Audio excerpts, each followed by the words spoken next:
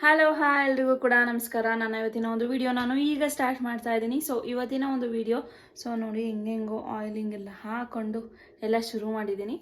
So ಬನ್ನಿ ಬ್ಲಾಗೆಲ್ಲ ಹೇಗೆ ಹೋಗುತ್ತೆ ಅಂತ ನೋಡ್ಕೊಬರೋಣ. ಹಾಗೆ ಒಂದು ರೂಮ್ನ ಒಂದು ರೌಂಡ್ ನೋಡ್ಕೊಂಬನ್ನಿ. ಸೊ ಕಂಪ್ಲೀಟ್ ಎಲ್ಲ ಬಟ್ಟೆಗಳನ್ನೆಲ್ಲ ಮಡಚಿ ಎಲ್ಲ ಇಟ್ಟಿದ್ದೀನಿ. ಮಡಚಿ ಇಡಬೇಕು. ಹಾಗೆ ರೂಮ್ನೆಲ್ಲ ಕ್ಲೀನ್ ಮಾಡಬೇಕು. ಹಾಗೆ ಮಕ್ಕಳನ್ನ ನೋಡೋ ಹಾಗಿದ್ರೆ ಎಲ್ಲ ಟಿ ವಿ ನೋಡ್ತಾ ಇದ್ದಾರೆ. ಗೇಮ್ಸ್ ಆಡ್ತಿದ್ದಾನೆ. ಅವಳು ಮಾಷಾ ಆ್ಯಂಡ್ ದ ಬೇರ್ ನೋಡ್ತಾ ಇದ್ದಾಳೆ. So let's start the video ಅಂತ ಹೇಳ್ತಾ, ಇವತ್ತಿನ ಒಂದು ವ್ಲಾಗ್ ಇಷ್ಟ ಆದರೆ ಲೈಕ್ ಮಾಡ್ತಾ, ಶೇರ್ ಮಾಡ್ತಾ, ಕಮೆಂಟ್ ಮಾಡ್ತಾ ನಿಮ್ಮ ಅಭಿಪ್ರಾಯವನ್ನು ತಿಳಿಸೋದನ್ನ ಮರಿಬೇಡಿ.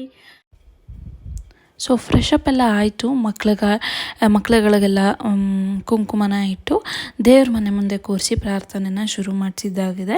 ಸೊ ಅವ್ರಾಗೆ ಅವ್ರು ಬಂದುಬಿಡ್ತಾರೆ. ದೇವ್ರ ಮನೆಗೆ ನಾನು ಹೋಗ್ತಿದ್ದಂಗೆ ಆಟೋಮೆಟಿಕಲಿ ಅವ್ರು ಬಂದು ಪ್ರಾಕ್ಟೀಸ್ ಇರುತ್ತಲ್ಲ, ಕೈ ಜೋಡಿಸ್ಕೊಂಡು ಕೂತ್ಕೊಳ್ಳೋದು ಅದೆಲ್ಲ ಮಾಡ್ತಾರೆ.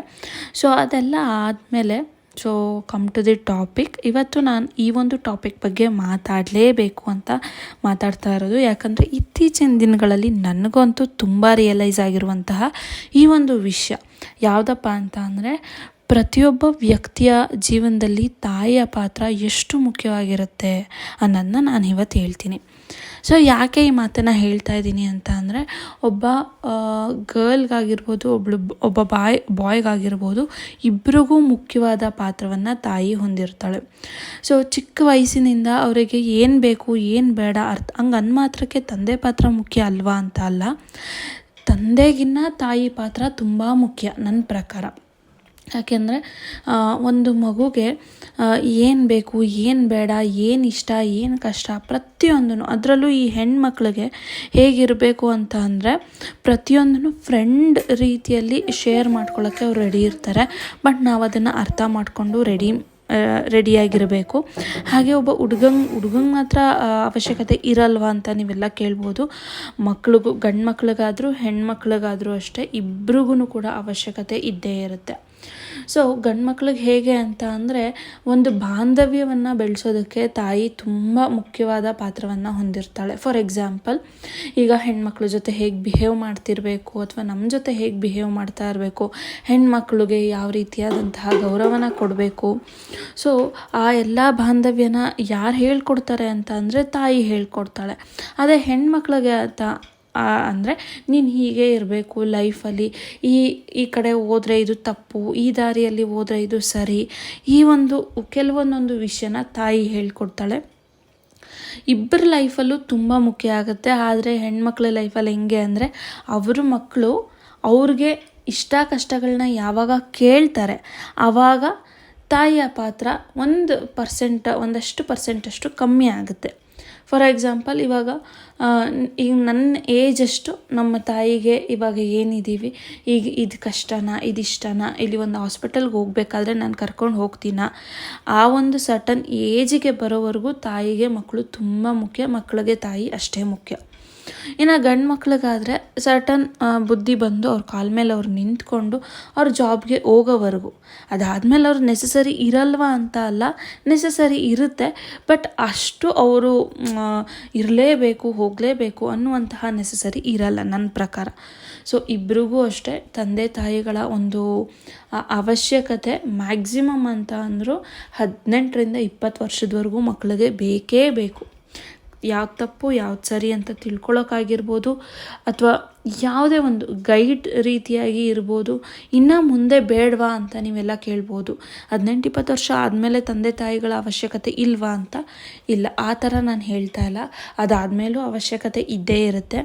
ಆದರೆ ಅದಕ್ಕಿಂತ ಮುಂಚೆ ತುಂಬ ಅತ್ಯಗತ್ಯವಾದಂತಹ ಅವಶ್ಯಕತೆ ಅಂದರೆ 20 ವರ್ಷದ ಒಳಗಿನ ಮಕ್ಕಳಿಗೆ ತಂದೆ ತಾಯಿಯ ಅವಶ್ಯಕತೆ ತುಂಬ ಮುಖ್ಯ ಇದೆ ನನ್ನ ಪ್ರಕಾರ. ಸೊ ಈ ಒಂದು ವಿಷಯ ನಾನು ಹೇಳಲೇಬೇಕು ಅಂತ ಅನಿಸಿ ಹೇಳ್ತಾ ಇರೋದು.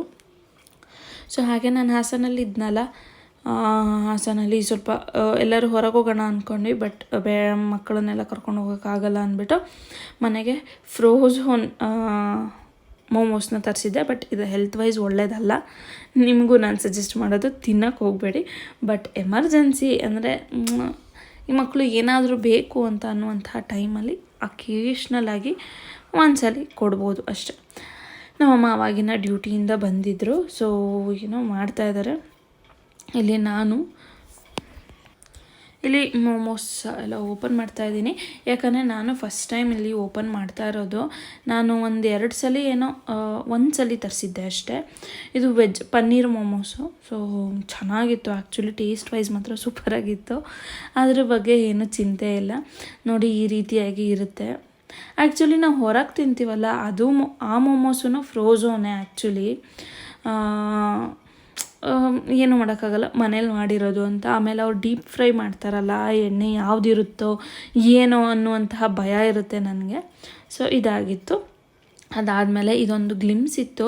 ನನ್ನ ಮಗನ ಬರ್ತ್ಡೇ ಇತ್ತಲ್ಲ ಆಗಸ್ಟಲ್ಲಿ. ಸೊ ಈ ವಿಡಿಯೋನ ತೆಗೆದಿಟ್ಟಿದ್ದೆ, ಬಟ್ ನಾನು ಮರ್ತೇ ಬಿಟ್ಟಿದ್ದೀನಿ ಈ ವಿಡಿಯೋನ. ಅವ್ರ ಚಿಕ್ಕಮ್ಮ ಒಂದು ಗಿಫ್ಟನ್ನು ಕೊಟ್ಟಿದ್ಲು ನನ್ನ ತಂಗಿ. ಆ ಗಿಫ್ಟ್ ಏನು ಅಂತ ನೋಡ್ತಾ ಇದ್ದೆ ನಾನು. ಮಕ್ಕಳಿಗೆ ಗಿಫ್ಟ್ಗಳನ್ನೆಲ್ಲ ಕೊಡೋದು ಅಂದರೆ ಹೆಂಗಿರುತ್ತೆ ಅಂದರೆ, ಅವ್ನು ನೋಡಿಲ್ಲಿ ಅದನ್ನ ಎಲ್ಲ ಅರ್ಧಾಕೊಂಡು ಎಲ್ಲ ತೆಗಿತಾ ಇದ್ದಾನೆ. ಬಟ್ ಅವನಿಗೆ ತೆಗಿಯೋಕ್ಕಾಗಲಿಲ್ಲ ಫೈನಲಿ. ಆಮೇಲೆ ನನ್ನ ತಂಗಿನೇ ತಕ್ಕೊಟ್ಲು. ಸೊ ಫುಲ್ ಖುಷಿ ಆಗ್ತಾನೆ. ಆಮೇಲೆ ಮಕ್ಳಿಗೂ ಕೂಡ ಅಷ್ಟೇ, ಈ ಥರ ಅಪರೂಪವಾದಂತಹ ಕೆಲವು ಗಿಫ್ಟ್ಗಳನ್ನ ಕೊಡೋದ್ರಿಂದ ಅವರು ಸರ್ಪ್ರೈಸ್ ಆಗ್ತಾರೆ. ಓಕೆ, ನಾನು ಏನಾದರೂ ಅಚೀವ್ ಮಾಡಿದ್ರೆ ಗಿಫ್ಟ್ಗಳು ಆ ಥರ ಕೊಡ್ತಾ ಇರ್ತಾರೆ ಅನ್ನುವಂತಹ ಒಂದು ಭರವಸೆಯಲ್ಲಿ ಮಕ್ಕಳು ಇದ್ದು ಚೆನ್ನಾಗಿ ಓದೋದು ಅಥವಾ ಏನಾದ್ರು ಹೇಳಿದ ಕೆಲಸ ಮಾಡೋದು ಈ ರೀತಿಯಾಗಿ ಮಾಡ್ತಾರೆ. ಸೊ ಓಪನ್ ಮಾಡಿಕೊಡ್ತಾ ಇದ್ದಾಳೆ ತಂಗಿ. ಆ್ಯಕ್ಚುಲಿ ಮಿಡ್ ಟರ್ಮ್ ಎಕ್ಸಾಮಲ್ಲಿ ಚೆನ್ನಾಗಿ ಮಾಡು, ನಾನು ಇನ್ನೂ ದೊಡ್ಡ ಗಿಫ್ಟ್ ತರ್ತೀನಿ ಅಂತ ಅಂದಿದ್ಲು. ಸೊ ಇದು ಫಸ್ಟ್ ಗಿಫ್ಟ್ ಅವನಿಗೆ ಅವಳ ಕಡೆಯಿಂದ. Big gift first gift. Small gift ಎಲ್ಲ ಸಿಕ್ಕಿದೆ, ಬಿಗ್ ಅಂತ ಅಂದರೆ ಇದೇನೆ. ಸೊ ಏನಿಲ್ಲ, ಅವನು ಕೇಳಿದ್ದ ಒಂದು ವಾಚ್ ಕೇಳಿದ್ದ, ಆ ವಾಚನ್ನು ತಂದುಕೊಟ್ಲು. ಹಾಗೆ ಬಟ್ಟೆ, ಚಾಕ್ಲೇಟ್ಸು ಇದೆ. ಸೊ ಫುಲ್ ಎಕ್ಸೈಟಾಗಿ ಇದ್ದಾನೆ, ನೋಡ್ತಾ ಇರ್ಬೋದು.